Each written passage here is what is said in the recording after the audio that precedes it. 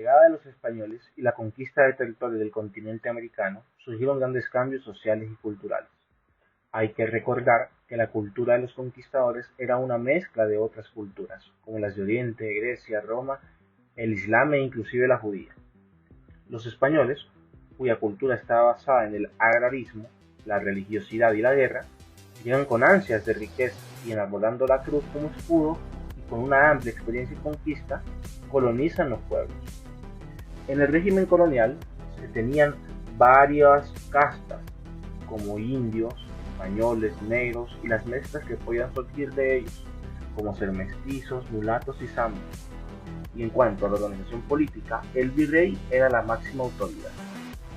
En lo que respecta a la educación, se tiene que la educación en la colonia, al menos hasta mediados del siglo XVIII, tuvo dos funciones primordiales.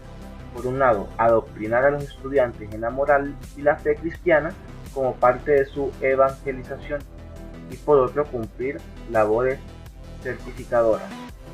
Se pueden encontrar a lo largo de esta época diversos tipos de instituciones educativas, dirigidas a diversas clases sociales. Entre ellas tenemos la educación popular indígena, cuyo objetivo era la evangelización de los indios, la promoción de los misioneros franciscanos.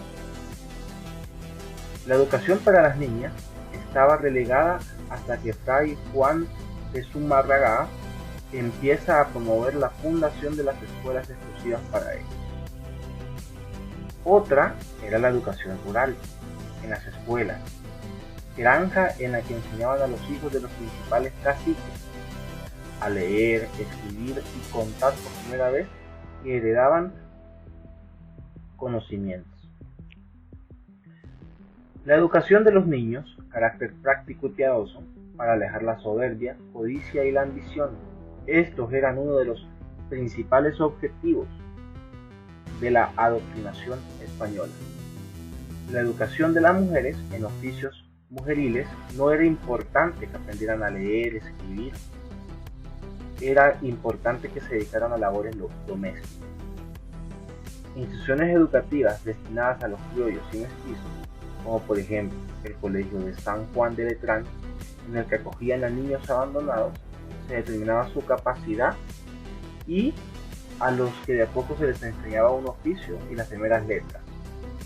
Se empezó a impartir también educación elemental privada, por lo que se tuvo que reglamentar esta y se hizo por medio de la ordenanza de los maestros del nobilismo, arte de leer, escribir y contar, que es la primera ley de educación primaria. La educación femenina se realizaba en la escuela de amigas, que eran mujeres ancianas que enseñaban religión, lectura, escritura y labores manuales. En la enseñanza superior indígena, el primer instituto fue el Colegio de Santa Cruz y el primer instituto de educación creado en América, fundado por Antonio de Mendoza. Posteriormente, a solicitud de los ciudadanos queriendo emular los sucedidos en Europa, se funda la Real y Pontificia Universidad de México. Esta es financiada por el gobierno. En ella, la máxima autoridad era el claustro, el rector. En ella se tenían dos tipos de cátedras, unas temporales de 4 años y las perpetuas hasta la muerte o renuncia del poseedor. Se fundaron los colegios universitarios como una opción para los criollos de bajos recursos, en los que se les otorgaba becas. Estas fueron fundadas y dirigidas por diversas órdenes.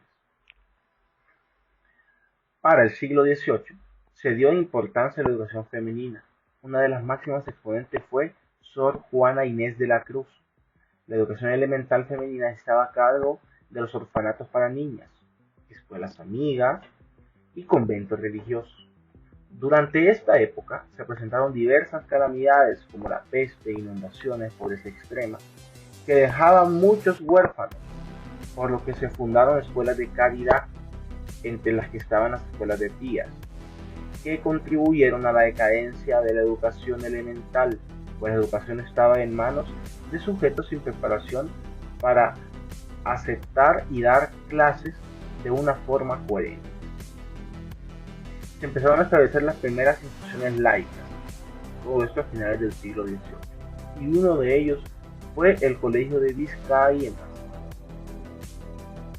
En esta época se tuvo un gran impulso en instituciones educativas. Claro, no perdieron de vista las clases sociales, como pudimos ver que estudiamos en lo sucedido en Europa.